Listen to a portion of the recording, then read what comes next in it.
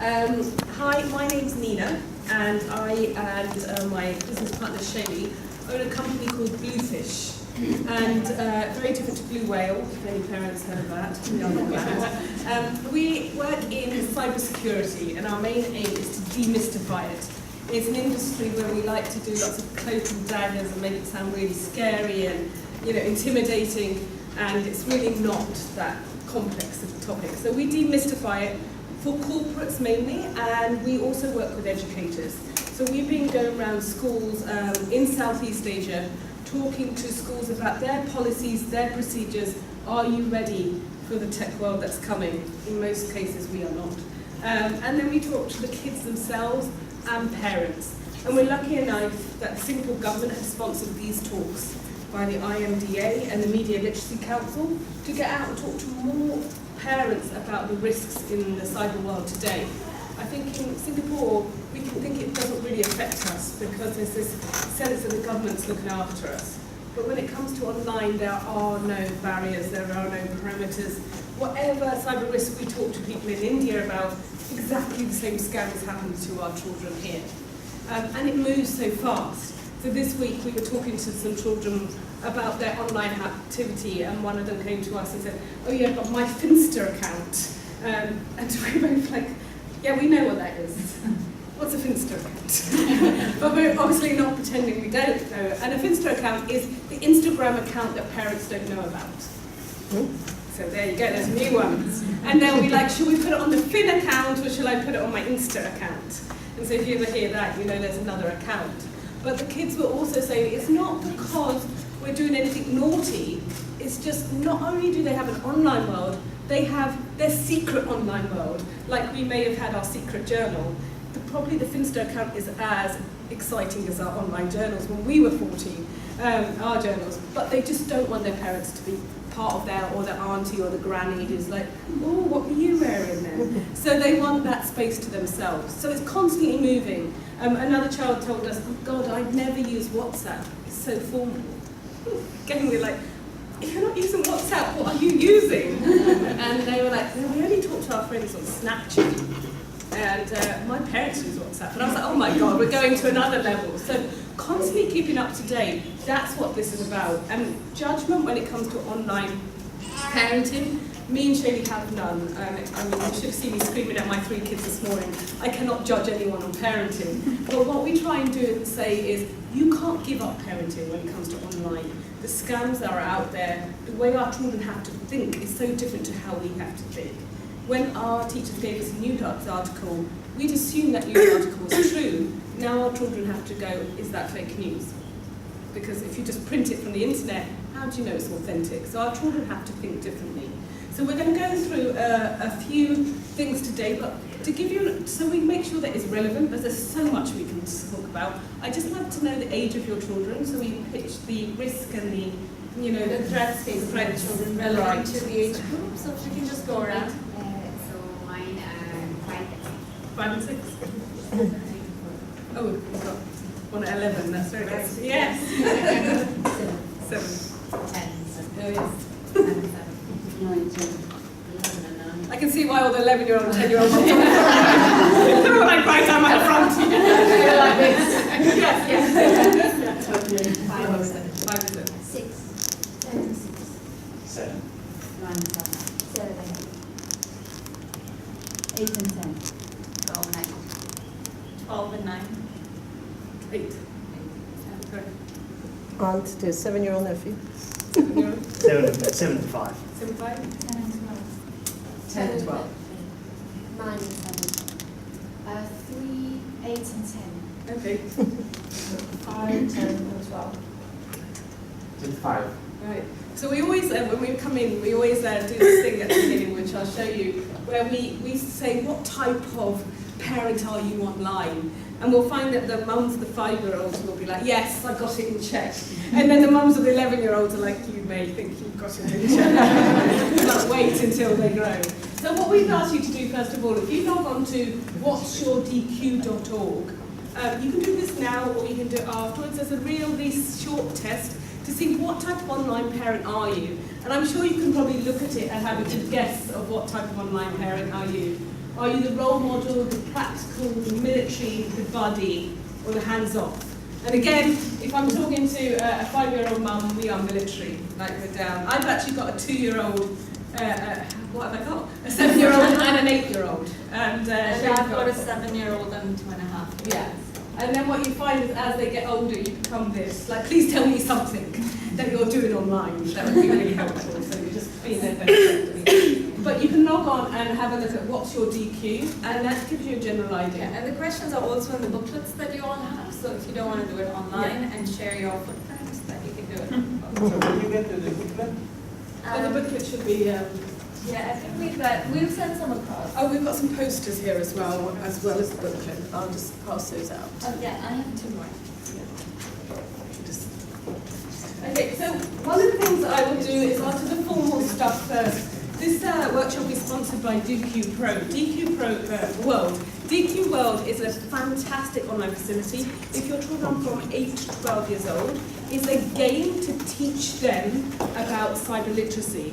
And there are 8 core areas of DQ. What we say is you cannot really parent online at a certain point. At that point, like everything else, you have to give the kids the tools to be okay themselves. But they're just not going to tell us. Well, we need to raise their DQ. IQ, EQ, now there's a DQ to worry about. And the DQ would be digital empathy. Do they know how to act online? Just cyber security. Do they know how to manage their privacy? Our generation were terrible at it. If you grew up with me, we used to put everything on Facebook, and who cared what was up there, what were they going to do with it, and we've leaked everything everywhere. We could save our children from doing the same. And we go in very young and say to kids, when you download an app, go to your privacies and check that out, and we'll show you what we do as we go through. But we want children to own their online presence very, very young. We start at the age of 5 talking to children about their superhero identity online and how superheroes would never tell anybody their name. And then we go on and go upwards and upwards to teaching this. So these are the core DQ skills. I'll just run you a quick video as they are our sponsors, and then after that we can get into the nitty-gritty. The digital world is an exciting place of dreams, creativity, and connections. But it is also a place that can bring stress, sorrow, and destruction. Information and identities can be stolen. Violence and pornography are common, and bullying and shaming can be so cruel. Kids today grow up looking more at screens than faces. So what is the solution? DQ, or Digital Intelligence Quotient, is the collection of social, emotional, and cognitive abilities that enable individuals to deal with the challenges and demands of digital life. DQ starts with 8 core digital citizenship skills: digital citizen identity, screen time management, cyberbullying management, cybersecurity management, digital empathy, digital footprint management, critical thinking, privacy management. Beyond knowledge, these abilities must be rooted in human values of integrity, respect, empathy, and prudence. So how do we guide a child to acquire these skills and values to be empowered users of technology? DQ World is an online and mobile learning platform to empower children to self-learn their DQ, to become future-ready, smart, and responsible digital citizens through fun and educational lessons. Our comprehensive research-backed platform follows the story of characters through a series of missions that includes animated videos, chats, comics, interactive slides, games, sticker making, and quizzes designed just for children to help strengthen their DQ. As they complete each mission, children will earn points and level up to earn DQ badges.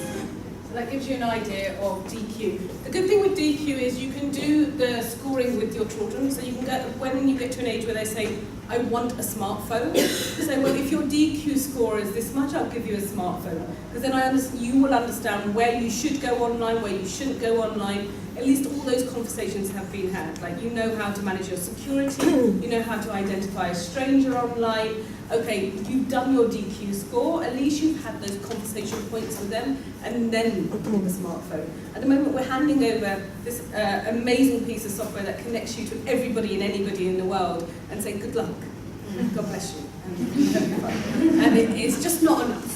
So that's what we're saying. And to show you it's not enough, we're going to show you some of the threats we found in Singapore, which obviously are worldwide threats, nothing stays local when it comes to the internet. But one of them is showing you an app that's targeted at 2 to 4-year-olds. And we want to show you what's happened to this app through the next video, and then we'll discuss it.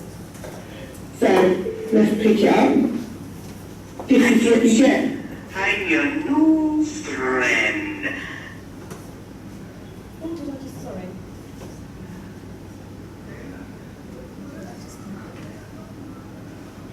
So, let's pick it up.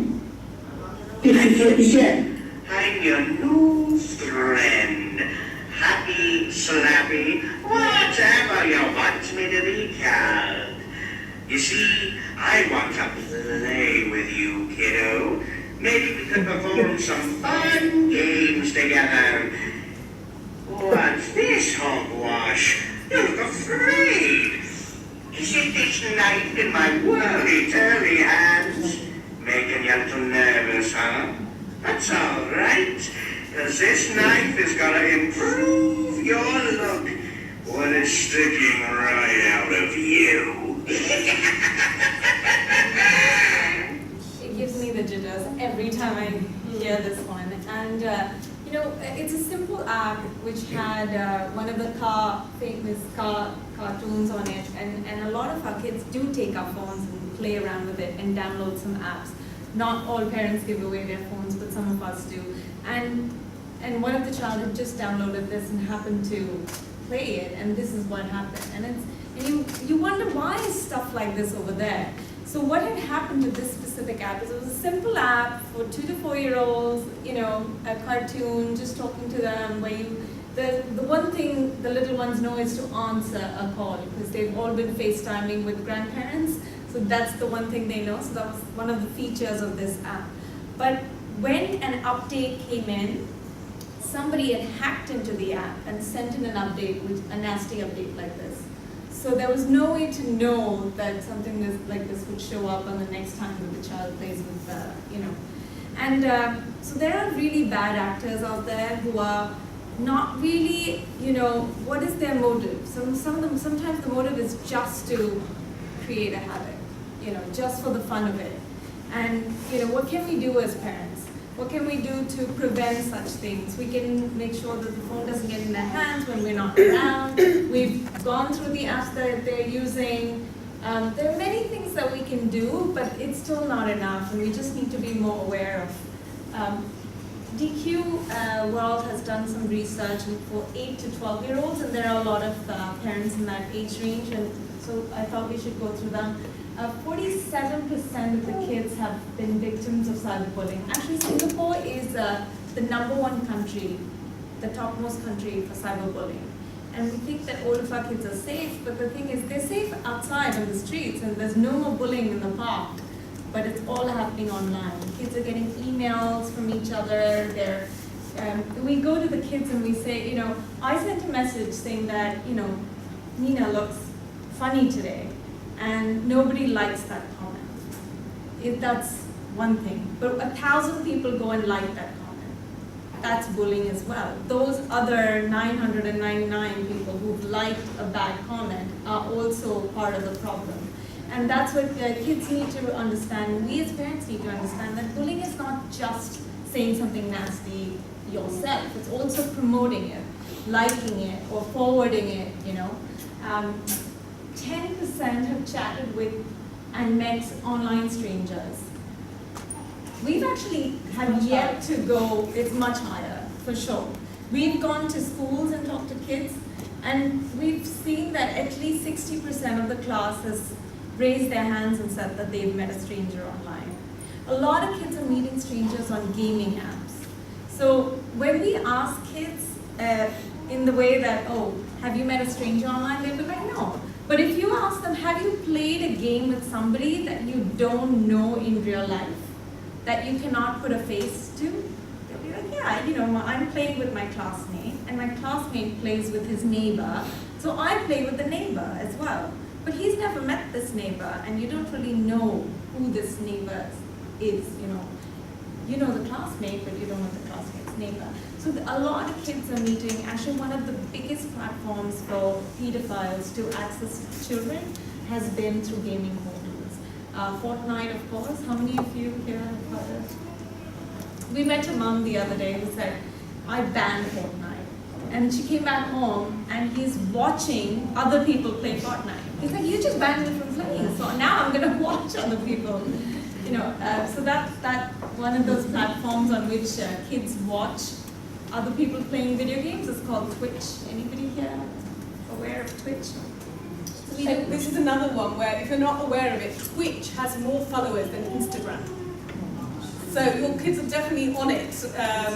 There are more people on Twitch than Instagram. And it's literally, we'll show you later, people just watching people play video games. It's a craze. It's a real craze.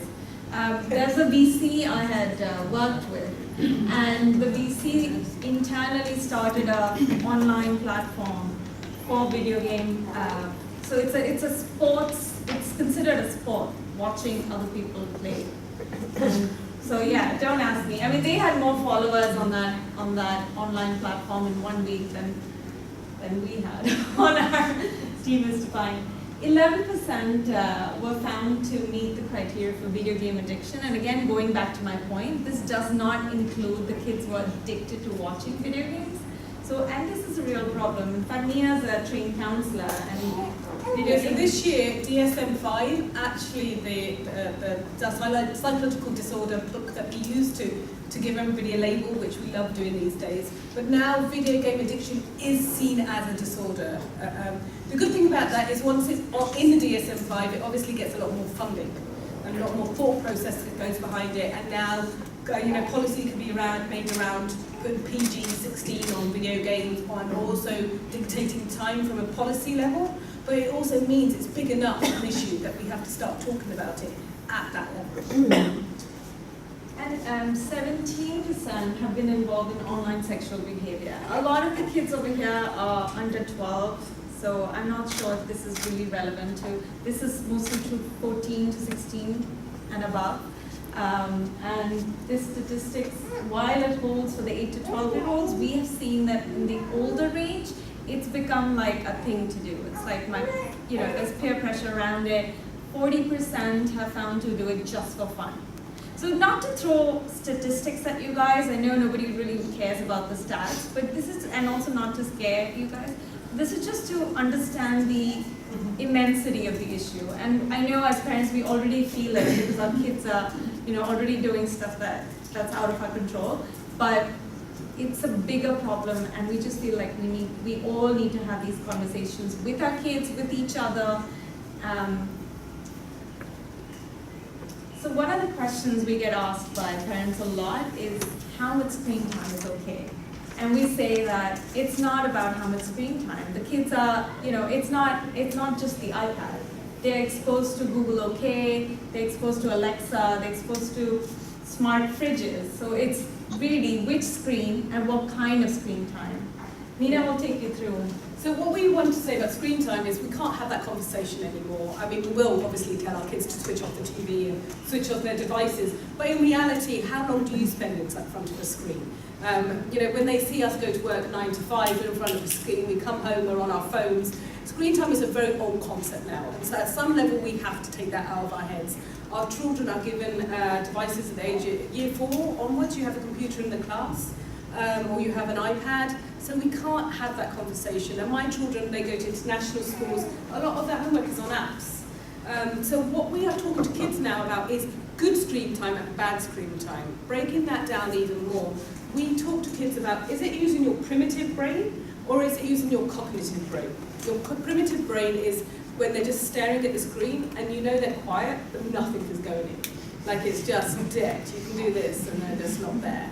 And then there's cognitive, which is the apps that the teachers find to make it more engaging and more fun. Then of course you go ahead, you learn that and hope fractions work for you on the app. So now it's a division of, I'm going to let you have good screen time, and okay, you want some naughty screen time, you get an hour at the weekend. So we need to be divided like that. And also getting kids to understand screen time is being manipulated.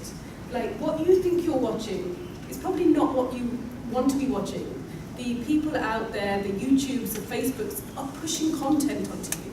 And we need our kids to realise you're watching that because somebody's making sure you watch that. And I want to give you an idea of what we mean. So I'm going to take you down the rabbit hole and show you how YouTube can really manipulate our children and really override all our parenting styles completely by pushing what they want your children to be watching. So take Peppa Pig. You can see why I might pick Peppa Pig, because I love the accent. I'm hoping my children will get that accent instead of the international neutral they have at the moment. And also I think she's quite funny myself. I know a lot of people don't think she's funny. But so I will put my child in front of Peppa Pig. I want her to be quiet for an hour. So I've decided I'm going to find a video for an hour and let YouTube do my parenting for me. Now what's happened is, once it goes onto YouTube, it no longer belongs to the BBC. They are not parenting my child while I'm away. It belongs to Play Go Toys. Now why does Play Go Toys want my child for an hour? To advertise the toys in the middle of it. They want to revenue generate. The more clicks they get, the more money they make. So it's, you know, they're not kind people. They're not kind mums who are like, oh, I'm going to make an hour-long video for other mums like me so that their kids are entertained. That's not happening. It's someone who's trying to make a lot of money and keep your child on there for a long time. Now, we've all been there. We all walk off and then we come back, and in 5 minutes they're watching something like this. Play-Doh surprise. And you're like, I didn't leave you in front of this. I left you in front of Peppa Pig. Has anyone seen something like this before? I'm sure we all have. And we've come back and been like, what is that? Now this, even more worryingly, is, I'll just, so you can hear me. It is actually created by an automated bot. No human has looked or seen that content. What's happened is Play-Doh has sponsored at some level for automated information to come together. So that was Frozen coming from the background, Peppa Pig on the front, and our children will sit in front of that, and we've seen them do it. Their primitive brains will start engaging with it, and it continuously works. So now we're thinking, are our children watching bot AI information or human-led information? And a lot of what our children are watching, I don't know the percentages, but are created by machines. I'll give you another example. All right, so this is where the machine ends up. So this was all on YouTube, and YouTube for Kids. So YouTube for Kids is, again, only controlled by an AI unless you go into private settings and say they can only watch stuff that's been seen by a human. You have to actually go in there and switch that on. It's not on there automatically. Now this is a type of content that's being created, and what's happened is a bot has sort of dentist, AI, some evil 17-year-old has come up with these images and they've all hashed themselves together. And unless you report this, it will stay up there for a long time. I did another experiment, and you can do this yourself. When you go onto YouTube and you type in Frozen, Frozen was a mathis thing a couple of years ago, and you'd assume, and I've always assumed, YouTube works by what people watch the most goes to the top. And so, again, the masses will look after my children. But clearly that's not true, because no one is telling me the second most clicked thing by children is kitchen set for girls. So again, what's being watched, what are your children watching? It's being manipulated by the outside algorithms and bots, the world itself. We know we're being manipulated. I mean, if anyone got caught up in Black Friday or Cyber Monday or accidentally clicked on something, now it's following them around the internet. We're manipulated constantly, so you can imagine how manipulated your children are, and unless you change their data, the Google and the Facebooks are following what they want as well. So they're being manipulated constantly, and it's up to us to go in and change all their settings, which will help you do. And then the fourth thing is LOL, big surprise. I still haven't worked out this LOL situation. But again, really, is that the fourth most watched, wanted thing by kids on Frozen today? I would pretty much think it would be the Snowman song up here, but it's not even there. So I just highlighted a few of the things there. And then, after a few clicks, now when we see the few clicks, we never see them together like this. So, he's done it for you.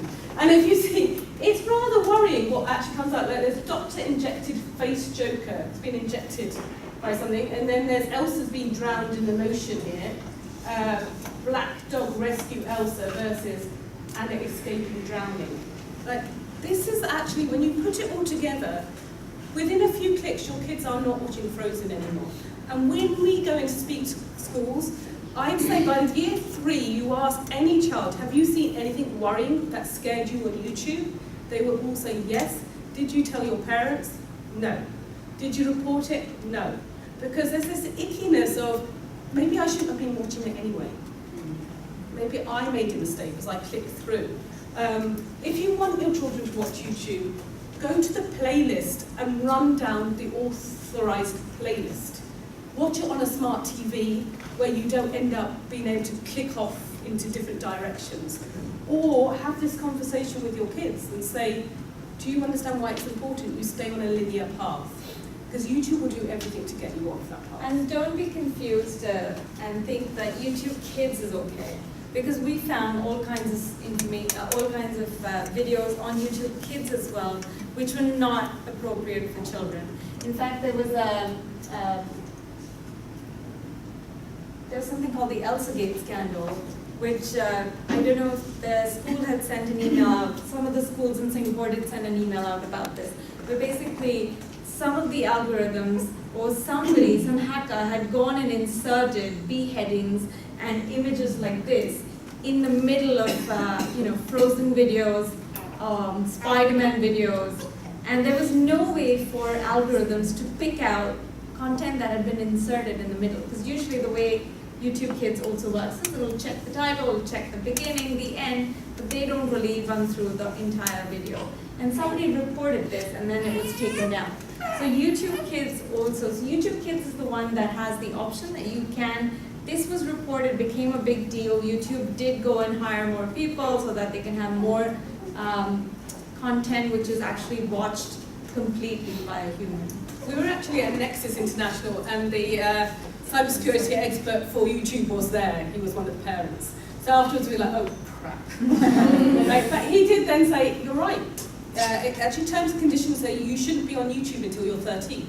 And then we were like, well, why do you allow this up there? And he was like, well, the market wants it. So, but YouTube will say, we have a problem. It is an issue, don't have your kids on YouTube, and that is a solution to it.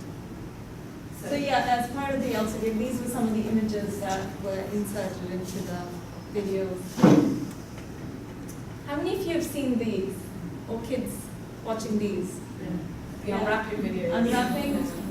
My daughter The noise itself went to corrects it. She just wanted to watch this. Yeah. And I was like, but what are you getting out of it? Like, I'm not going to buy you any of these toys, so what's the point? And this again goes back to what Nina was talking about, primitive brain. There's so much content out there. And a video like this has 30 million views. I really doubt there's actually 30 million kids or people who clicked and watched this. A lot of this is again pushed up by bots watching it. So there are bots being created to watch certain videos that get pushed up. And we love the fact that we're in a tech space where we're not techies, so we won't get into the really nitty-gritty of how it works, but we have read enough to know that that's how it's being done, and which means we're getting manipulated. If somebody tells me this is the most watched video, don't really believe it. Anyone here with kids who have follow YouTubers? Some names? Yeah. Sorry, which one? I missed that one. Anyone heard of Iron Poppy? This lady is now in the most influential Times list, and she filled Wembley Stadium. We'll just run there and show you the type of caliber music that's coming out of YouTube now. Yeah, the kind of videos. I've been waiting so long for this moment, but we're finally interviewing this plan. Hello, Papi. Thank you so much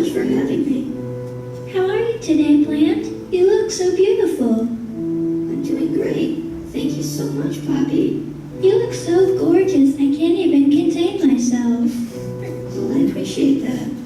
When's the last time you really felt alive? That really creeps That's me a out. great question. I But really don't know. generally, Some this days I is wake up and I feel like I could take on the world. what we want to show is this is where primitive thinking And other ends days I up. feel like the life has been sucked Like you can completely out see, of me. this video alone had I feel the same 2.6 way. million views. You know, I often get down on myself. And she is really, really popular, Yeah. you know. And there are many, many YouTubers like Jake Paul, Logan Paul, they're these brothers who are pretty famous. P. Die, who I can't even pronounce, who's really, really popular amongst the kids. We talk to a lot of kids, so we find out all this stuff. And fundamentally, I don't see anything wrong. There were no nasty images there. There was, you know, fundamentally, it's hard to really argue. But what is it really teaching our kids? I think that's and that goes back to, you know, what kind of screen time is the conversation we should be having with our children. And we won't leave you just saying that everything is bad. You know, technology is a must in our children's lives. They have to be able to master the use of technology and learn themselves to figure out what's good and what's not. Do you have any questions at this point before we go to the next topic? Do you want to? Scared you now? Sorry. We always like to leave you with a solution, so we do have a solution. If you have younger kids, Jellies is really good. Jellies is a dad who also was like, this is just ridiculous, my children are totally manipulated. I will create an app that filters all content. But he doesn't have the marketing spend of the Googles and YouTubes. But if you download his app and watch content through that, a human has watched everything on there. So it's a really nice app to support. The other one is Never Think. This is how me and you grew up. What's on TV, you watch it. And this is more to do with the fact that kids don't have the ability to stay on point for more than like 2.2 minutes online.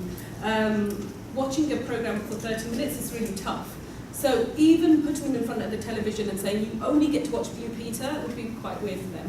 But making them do that makes them stay engaged. Even ourselves, Never Think is for adults as well. If you're like me and you get onto Netflix and spend most of your night trying to work out what to watch, and then you just go to bed, this is another way of, because I can navigate that. You just watch what's on. It's very old school. But it works, and it helps the children understand and actually engage in something, because there is some amazing content out there if you stay with it.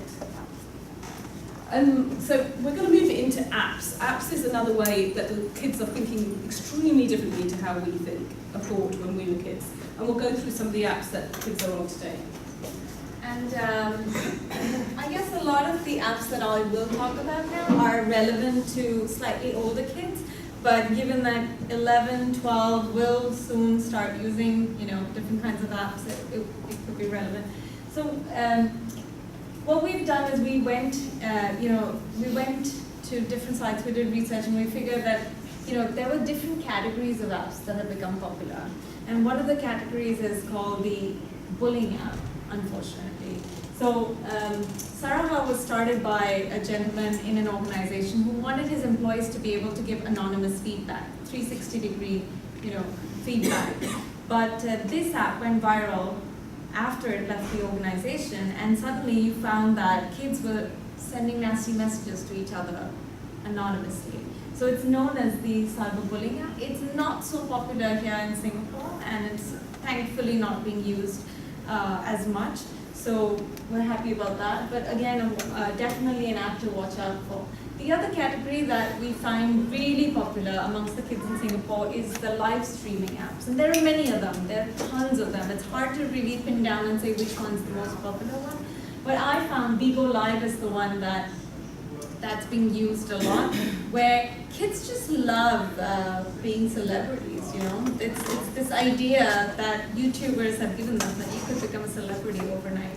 So they want to live stream where they are, who they're with, what they're doing, if they're doing something cool with their friends. And the issue with the live streaming apps is it's okay if it's private. If the people who are watching your live stream are only your friends that you know in real life. But the issue is that they don't really set the settings to private. They leave it public, and then suddenly you have like 4,000 people watching where you are, who you're with, you know, who you're talking to, because simultaneously you're chatting with your friends while live streaming, and I'll show you some screenshots of it. The other category, which is 14 and up, is more popular amongst that. And all of these apps, it's called the Making Friends apps, but they're actually teen dating apps. And again, these apps are meant for 17 and above, but the way they're marketed is clearly 13-year-olds come across it, 14-year-olds come across it. This one's, yellow is now Yubo, and all of them, they work exactly like Tinder, where you swipe left or swipe right. It's really, I'll show you some screenshots. And then the last category, which we found was really popular, is something called the house party and monkey. So it's basically where you're having a party at home on your phone. And fundamentally you think, okay, well, they're grounded, they're on their phone, they're chatting with their friends. But a lot of times they join parties where they don't know anybody. Then you can create private chat rooms. You can go in privately and chat with somebody at that party that you've never met. And I say you need to apply the same parenting online as offline. You wouldn't let your child go to a party that they don't know anybody, or chat with friends that they don't know at a party, and the same rule applies online. So I went on to Bigo Live. Even before I created an account, I saw this screen. I see people are live streaming. And then I came across this one. I've logged in at this point. And these are two, it's a bit dark, but they're two Singaporean girls. So the way this one works, it shows you streams of people near you.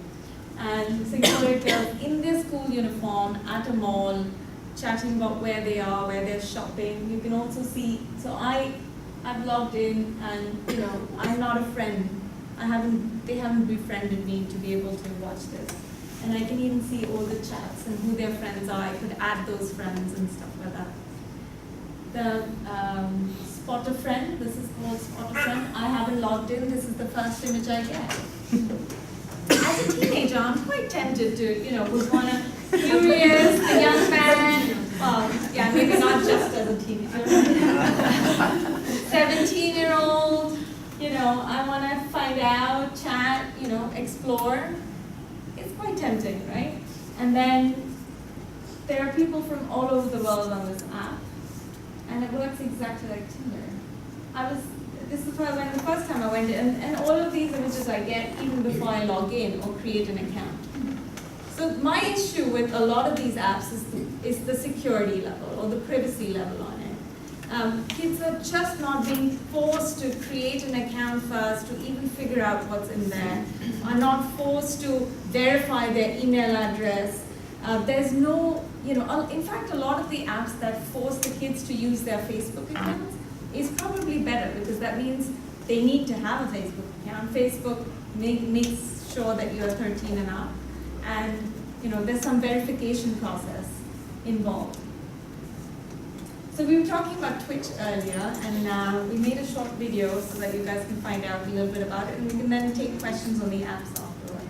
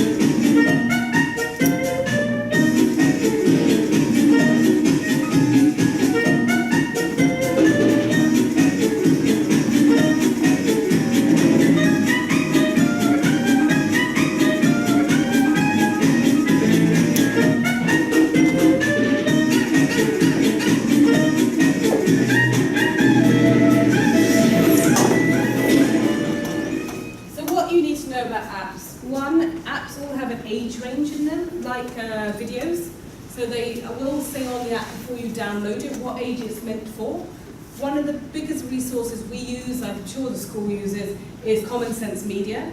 Common Sense Media is amazing, so when a child comes home and says to you, can I have this app? You can go onto Common Sense Media and read what parents think about it and what the kids say about it. And it's always totally different. But then you can both sit down and gauge whether that's an app that you're allowed. It's also great for movies, like, you know, with a 5-year-old, will they be okay with The Greatest Showman? Or break it down and be like, well, they might be scared by this bit or that bit. So it's an amazing resource. The other thing is, if you have friends who you're very close to, and we also ask schools to do it, have a blacklist and whitelist of apps. If the school says you're not allowed that app, then you're done. As a parent, it helps a lot. But also with friends as well, if you say, look, you know, do you think they're playing Fortnite too much? Shall we just blacklist it together at the same time? Then at least the friends aren't saying, well, but they have it. Because Fortnite we have huge issues with, because we've seen grooming in Singapore with Fortnite. Because there is no privacy control on it. You are literally playing with 100 people to kill one person. All those 100 people are real people playing in different areas. So there's no privacy on Fortnite at all. And it's important that at least we have that conversation with children. Like, do you know that's a 70-year-old man who's playing with you? Have you got that concept? So if we are going to keep it, those are the conversations to have. Any questions about apps? We're only halfway there, we'll be on the floor by then. but I think the thing is we're throwing a lot of risk at you, because for some reason we're not having this conversation. So it's all brand new to us, which it shouldn't be. One of a really nice resource, Netflix has just come up with a series called Brainchild, and the first one is about social media and teaching the kids these type of concepts about everything we're talking about in a very fun, kiddie way. So do stick them in front of it. I really enjoyed it. We're going to go into cyberbullying. As we said, cyberbullying, Singapore is the most known for cyberbullying in the entire world, which is shocking with a population of 4.4 million that we're doing so well on that front.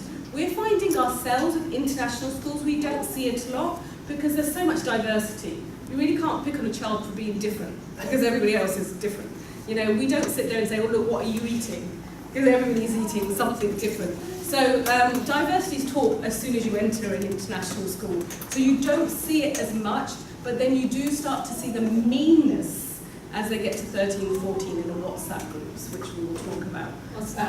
Yeah.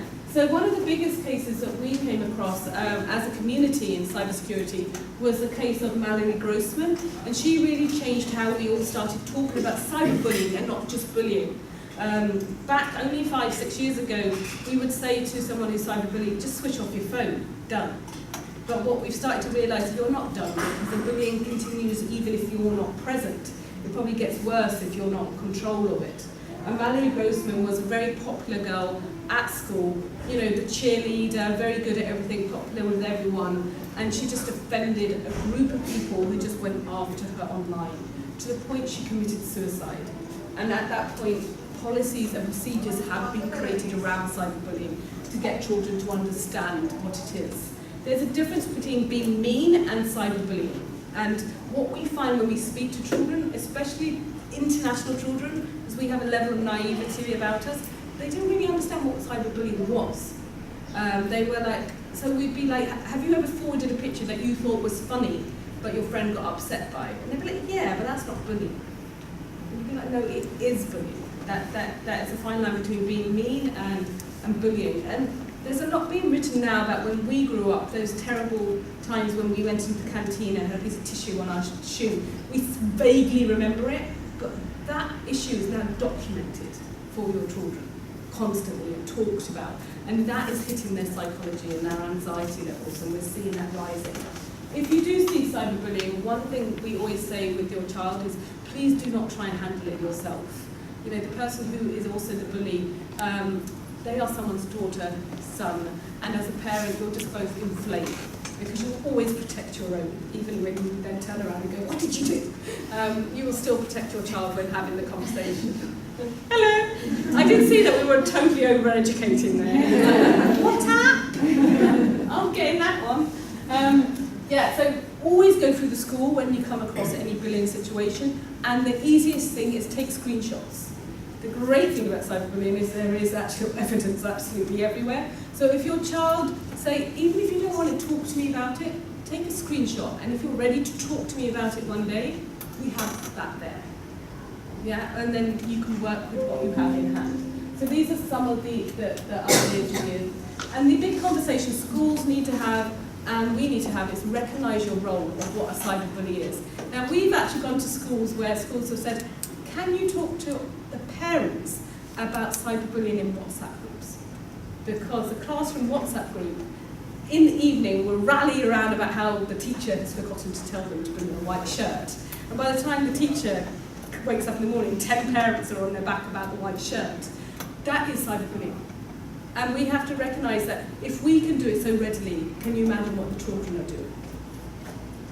Now, this is a great app for anybody who's got a child with a phone. This woman, Trishna, who I say woman, she's like 15 years old.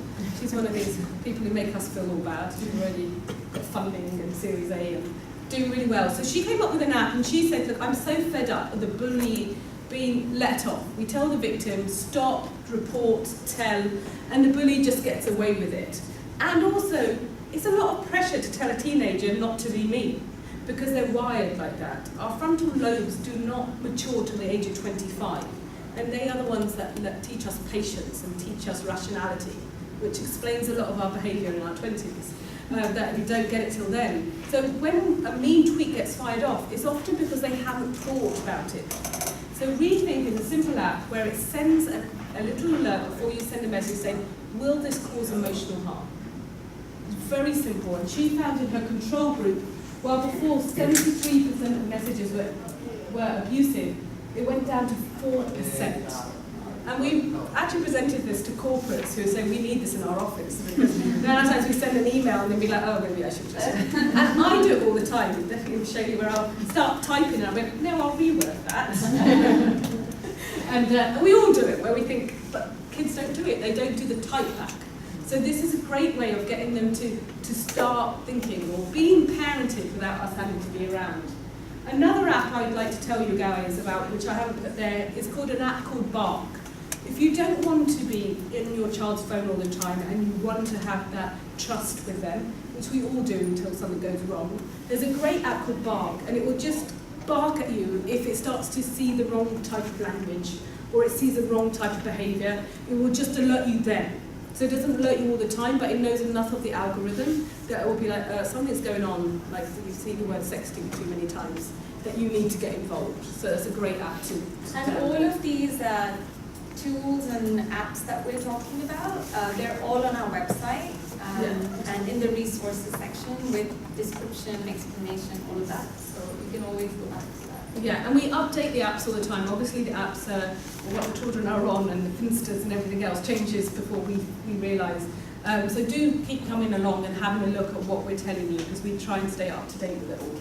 We are at 9:30, and since most of the kids here are under 14, so maybe we wanna. Yeah. Should we go through cybercrime and pedophile predatory behavior? Or, Yeah. Okay. Are you guys okay on time? Yeah. I'll whistle through this. Now, we show this slide to kids of the age of 14 upwards, and I say to them, which one of those do you think is a cyber criminal? And let's play the game as adults, because we're so much more aware. Which, do you think the uncle over here is a cyber criminal? Put your hand up. What about the young lady in the middle? Do you think she's a criminal?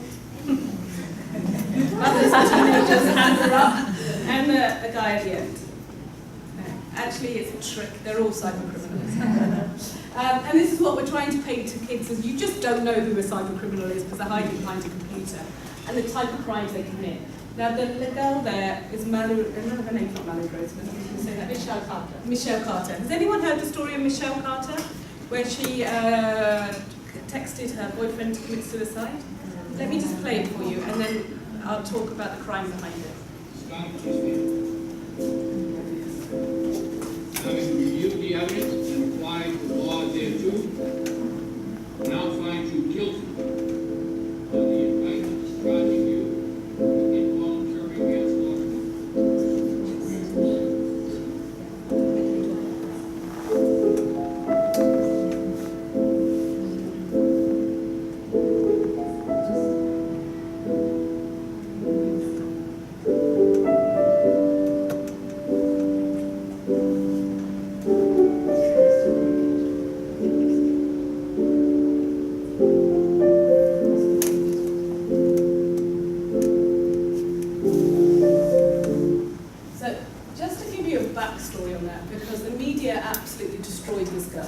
And there's a completely different story to this.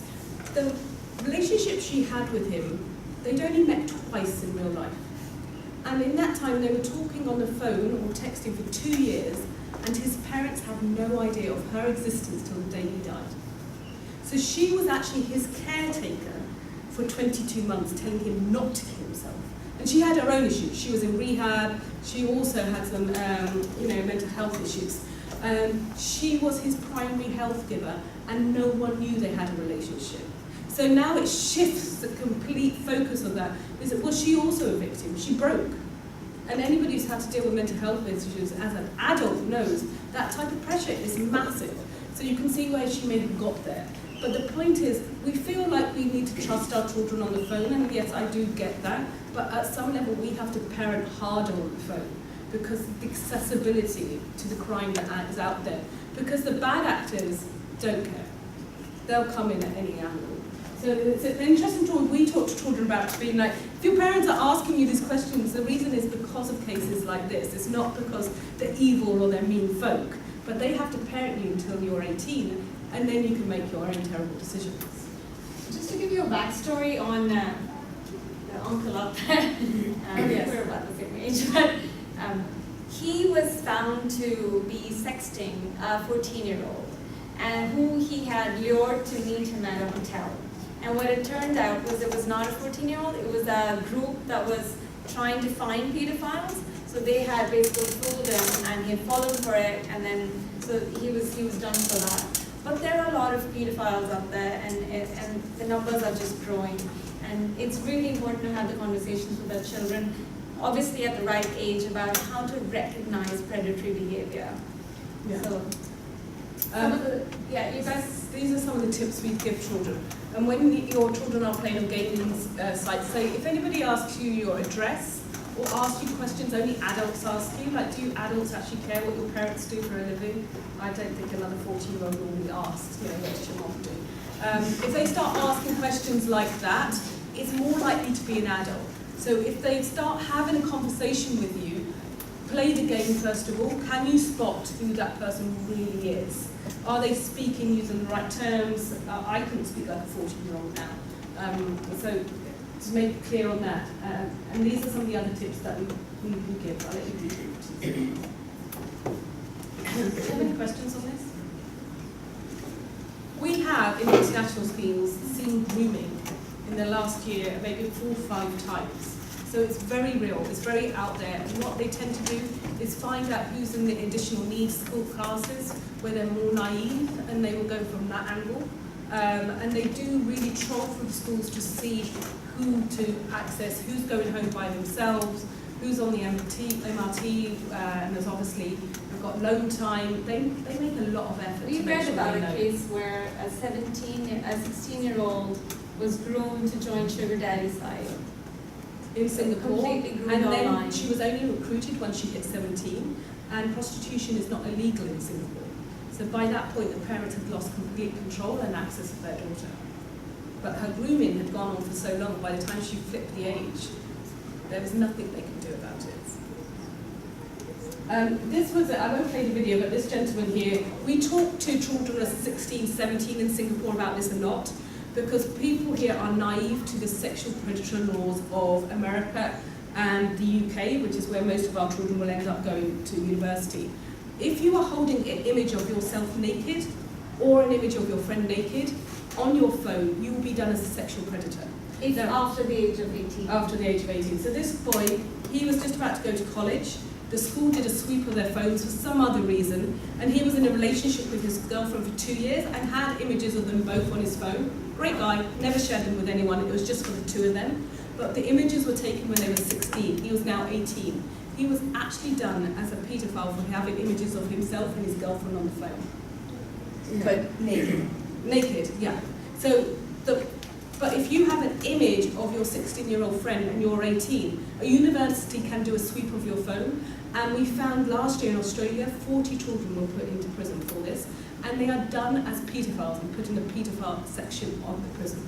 Because at the moment we don't have cyber laws. They are coming out, and they will still be done for it, because this is the generation of example. When I was a kid, Drink driving was a generation example. You go away for 20 years for drink driving. I think now you go away for like 3 years. But now for sexting, this is a generation where people want to make an example. You cannot just sext and think it's okay. Because you are, and we've seen children leak sexual images that have got into paedophile rings. Because they didn't realise by posting it on Snapchat that it was now available for everyone. And those images, they're gone, and they don't realise that they're leaking them out. Snapchat is really, really misleading because the kids think once you post a picture and then it goes away, right? So, but it doesn't really go away. It's getting saved somewhere. There's a database somewhere. And Snapchat actually got hacked. And a lot of these photographs have got leaked. Yeah. When we go to teach and talk to year 11 and 12, we've lost them. Like they're like, why are you still talking to us? But you can tell they're all sexting. They all look at you like, and I said, how do you stay safe? And one of them said to me, we make sure our face isn't in the picture. That's not great. That's a great way of staying safe. So they're like, just don't put your body and your face in the same picture and you're safe. And I was like, wow, you. But it's very, very normal, and it's weird not to. And it's predominantly boys who are doing it more than girls. So and they do it, as you were saying, it's funny. Because they don't have the impetus, and we all know when we're in our 20s, you don't think forward far enough. I'm just going to play this to give you an idea of how teenagers are born now. Some picture of that movie. 8 Colorado teenagers sat down with us for a raw, unfiltered conversation about what goes on inside their lives. And sex. How many of you have ever seen a naked photo of someone in your school? When did you first see it? Middle school? 6th grade. 6th grade, yeah. 12. Yeah. Do you have to ask for a picture, or do some people just send them? Some people just send them. Guys will just send them. I mean, same girls. Yeah, same girls will too. Yeah. Really? I've had people come up to me like, did you see this video? Like, no. If someone that you were kind of interested in asked you to send a naked picture of yourself, would you ever think, oh, that's kind of creepy? I wouldn't think it's just because it happens so often. Sometimes when I say I'm going out with my friends, I'm not. So some tools to give you. Again, if you want to be a military parent, NannyNet is very good, especially if you're a working parent and you ask kids, what are you doing homework online or are you playing around? You can actually go off into the cloud and see what they're actually doing online at that point. And you control their online behaviour. Again, there's no judgment. Some people want to be on top of it. Some people want that trust value. So it depends how much conversation you're having with your children before you give them the phone. Just before we leave, what we'd like to do is run through some privacy settings. One of the things our children are doing, and we are doing, is click allow, allow, allow to anybody who asks us for anything. Can I have your microphone? Yes. Can I have your camera? Yes. Can I have your photos? Yes. We need to breathe into this generation. No. Ask first, why does that app need your information? Is it for your benefit or is it for their benefit? So Shane will run through that with you. Yeah, so I've done this today for the iPhone, since I have one. But you'll find privacy settings on all types of phones, and again, on our website, we're happy to, or just reach out to us, we're happy to take you through the settings. So on the iPhone, before I get to that, we'll do this. So there's, you can go to settings, into privacy, and under privacy, there are all of these options. Location services, contacts, calendars, photos, microphone, camera, and we do end up giving permission to a lot of the apps for access to these. And you can go into location services and take a look at all the apps that have access to, and then ask yourself, so I can understand why Grab and Google and your maps need access to location, but does Facebook need access to your location? Does Instagram need access to your location? A lot of the apps, even again, I use Nike Run and or Puma Track, a lot of the fitness apps, they ask for access to location. If you don't necessarily want them to track, don't give access to, or give access only while using, so it doesn't have constant access to location. The other one, photos. A lot of people say a lot of apps need access to be able to scan the QR code. Yes, you can give access to the camera, but you don't necessarily need to give access to the photos. The apps don't need to post on Instagram. Yes, the app needs access to your photos, but not all other apps. Sometimes even Grab asks for access to photos, and I can't understand why an app like Grab wouldn't ask me that. Microphone. Actually, this has been the scariest one for me because before I went in and checked this, I found it happened to me 3 or 4 times where I was talking to a friend. In fact, we were talking about a holiday in Bali, and suddenly on Instagram there's an advertisement about a villa in Bali. And you'd think, well, what is going on? And then I went in and I had given access to Instagram microphone. Apps are listening to us. Again, not to scare you guys, but if you give access, they are listening, and they're pushing that information to people who want to push advertisements to you. Google Home, and Alexa is known to be recording back, reporting back. And someone asked us, is it only when you ask them a question? Is that the only conversation that's being recorded? Well, there's no evidence to know whether they're constantly listening or not. And more I find that there has been advertisements being pushed to me on different apps that I believe that there's some amount of listening going on. So we definitely switch off microphone access. But the microphone, would that not also be if you want to play content? And like on Instagram sometimes. Yeah, if you want to record it. So what I would do is when I want to do it, I would go switch it on and then switch it off after. So for example, Skype obviously needs access to microphone if you need to chat, right? But I would switch it on and then switch it off after. In fact, a lot of us leave our apps logged in on our phone. And what I've started doing now is I log out. I don't need to leave it logged in. I don't want to be accessing Facebook every 3 minutes, so why should I keep it logged in? Because if I leave it logged in, there is, scope of privacy. So the other one I missed earlier is, have any of you heard of two-factor authentication, two-step verification? That's great because it's a really, really good way to stay more secure. Set it up, it's available for all your accounts, definitely your Google account because we use so many things on Google. We use YouTube is linked to Google, Google Maps, Google Photos. So set it up for your Google account, our emails, we store a lot of information on Google Drive. You can set it up for Instagram, Facebook, all of your accounts actually. And it's really safe because even if that app or that platform gets hacked, they would still not have access to your account because it needs that two-step verification. So it's a really, really good one to do. And lastly, myactivity.google.com. Google makes it really easy for us to access all of their apps, but it makes it really hard for us to set privacy controls. It's a maze in there. But go on to myactivity.google.com. It'll take you to what they've been recording so far. So there might be history of your YouTube search, your Google search. There might be history of where you walked, your entire map history of what you searched on Google Maps. If you've not turned it off, it's probably keeping a track of all of these things. So you can delete all of it, and you can also turn off recording or keeping track of all of that. 2 other apps that we recommend on the back of this is, if you think about how many newsletters you've signed up to in your life, have you ever deleted them afterwards? They are a cybersecurity risk. Go on to Delete Me and Deceit Me. You'll find all the newsletters that you've ever signed up to and delete Not just newsletters, basically I entered my email address, and anywhere that I've used that email address to log in, it'll give you the entire list.